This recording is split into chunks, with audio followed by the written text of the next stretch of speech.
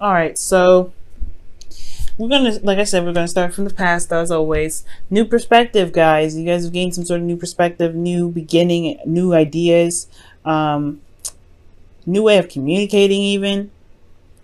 A lot of newness. Okay, a lot of newness here. But you've also gotten clarity and victory through the truth here. Clarity about your situation. And in the past, I feel like with that clarity happening, you're very defensive and you were standing your ground and standing up for yourself potentially. Aries, you probably had to fend off a lot of crazy folks. Okay, you really had to defend yourself around in the past, especially when it came to the Ace of Swords. People probably were throwing all kinds of truth at you, but you had a new truth about yourself, and you had to stand in your ground with that. That made you feel like externally that, of course, the situation around you was not very satisfying. Therefore, you walked on your own, took it upon yourself to find what it is that find what it is that truly made you satisfied, made you happy. Find the cup out of the madness that really hits the spot. Because currently, I feel like you may have realized that the situation around you was not satisfying. It was not good for you. It just wasn't for you, right? It wasn't bad. It didn't hurt you in any way, but constantly defending yourself at the same time, and then, you're good. You have clarity here. You know what you don't want. So I feel like here, Aries, you did make the steps. You did do what you have to do to get out of your situation, or at least you did what you had to do to make you feel, to find what it is that makes you happy. Because currently, with the Three of Swords, you have, past pains, old issues. You may be triggered right now. There could be some third-party situation going on here, but I don't see that. I would like to see more cards indicate the third-party situation. But the Three of Swords can also indicate that there's just a lot of old stuff coming up. There's old pains. Triggers, things that remind you of the pains that you have going on in your heart. This could be because, internally there was the world here, so there could have been a wrapping up an old cycle, but being stuck in between worlds, in a sense, like you've finished one phase and you're about to begin a new phase, but at the same time you're not necessarily done there yet. You're kind of stuck in that transitional phase at this moment. Like there could be like a transition where you're ending something here, but you're starting something new, and the Four of Cups really highlights that too, because the Four of Cups is focusing on Three Cups here. It's focusing on what's been happening, what's the same, what's familiar, what's been going on, what's been going down, what they can see. They're looking for, this person here is super concentrated on the Three Cups, but he doesn't realize there's a new beginning coming in. He doesn't realize that there's a cup that's coming in, exactly what he's been looking for all this time. And I feel like it has a lot to do with potentially him shifting his focus, looking at his situation in a different light, or at least removing his concentration from the Three Cups to the fourth cup, where he can potentially see it. It's all about the fixation on what's been happening, and I feel like that's the triggers are forcing are causing a lot of pain right now, potentially because there is something new that needs to be there's something new that's trying to come in, but the Three Cups is like, well, we're standing in the way right now. It's something in regards to us that you may need to really adjust, so that way you can get you can have this new beginning. That's why it feels like you're not necessarily ending something yet, but you've not finished something and you're not necessarily beginning something. The world is like, whoa, we're transitioning, we're doing something different, but then it's not happening exactly immediately, and it's potentially because of the Four of Cups.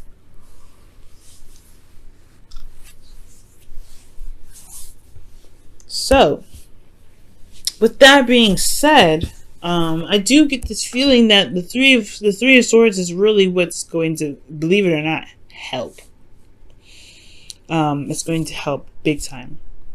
Whatever was dissatisfying in the past, whenever you had to stand up for yourself regarding the past, whatever new perspective you gained from the past here, I really feel like this can really help you with this trigger situation and the past pains and things like that. The things that that's a big focus at this time, because he's only stuck because he doesn't see that there's a fourth cup there. He's not exactly stable yet. He's like figuring it out. He's stuck. He doesn't know what to do. He doesn't know how to move forward. He doesn't know where else to, what other journeys lie within these 3 cups. But there's a new cup coming in. There's a new thing that's like, hey, this was fresh. Take it. But he doesn't see that. He doesn't know that there's even a cup being offered to him behind. Well, so there's not even a cup. He doesn't realize there's a cup even available for him behind him.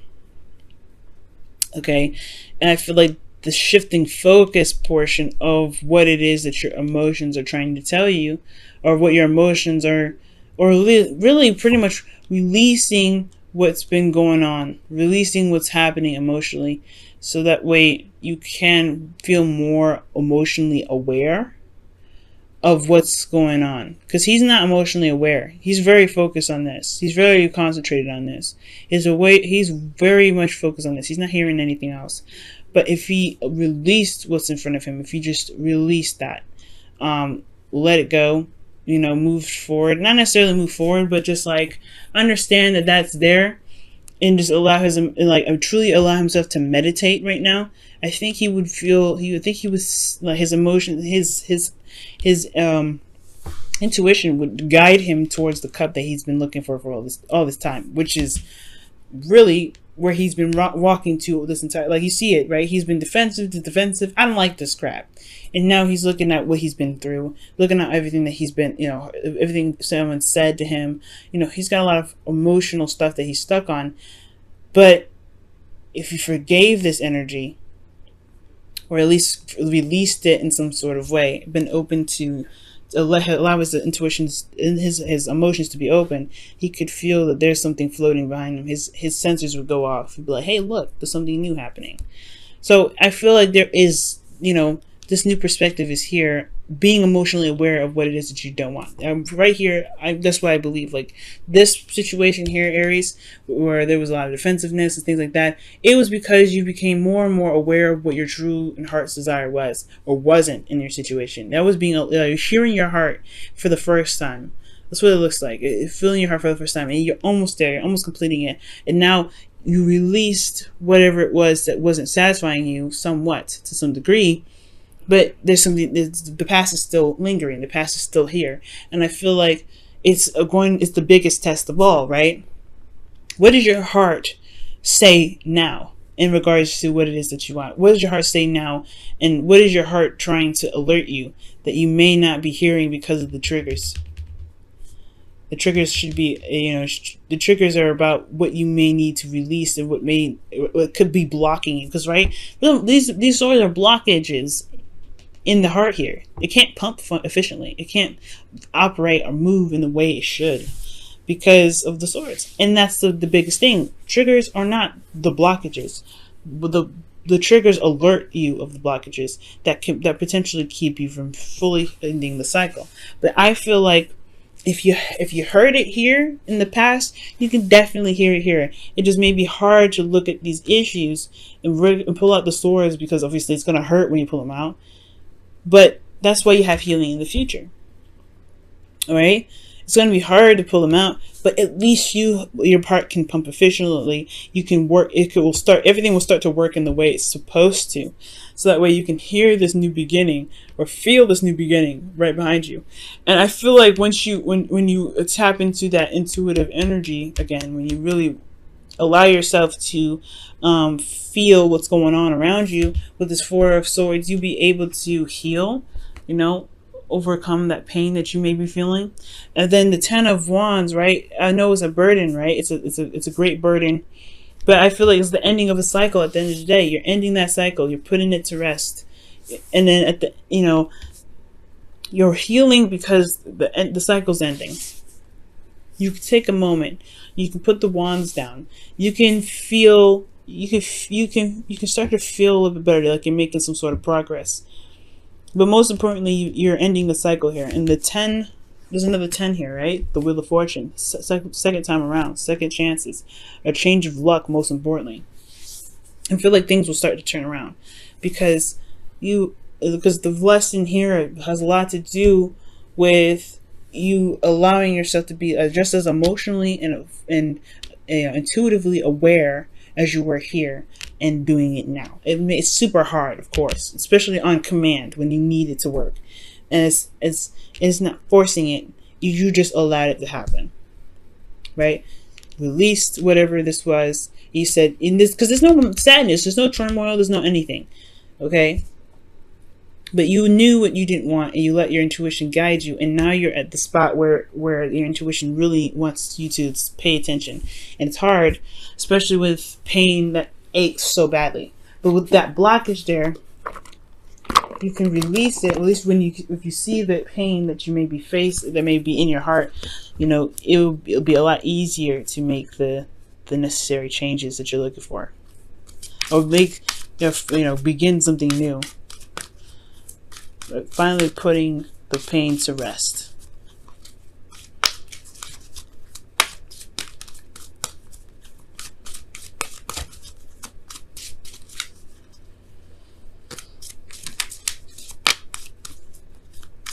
Alright, let's see what your romance angel says.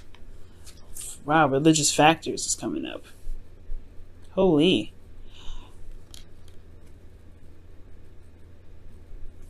Your love life is influenced by your religious upbringing and spiritual path. This could also talk about age difference. It could talk about religious differences, obviously, right?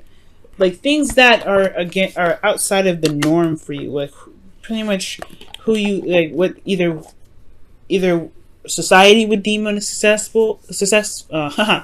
Oh, I'm so sorry about my tongue tidiness, guys. What society would deem unacceptable, or whatever you deem unacceptable, whatever your family deems is unacceptable, that is not necessarily important. The society that you've been fighting against for so long in the past year, you were like, nah, I don't care what they think. I'm going to do what I want to do. That was the new perspective that you gained here. And I feel like it could be coming back up now for you personally. It could be coming up here for you personally.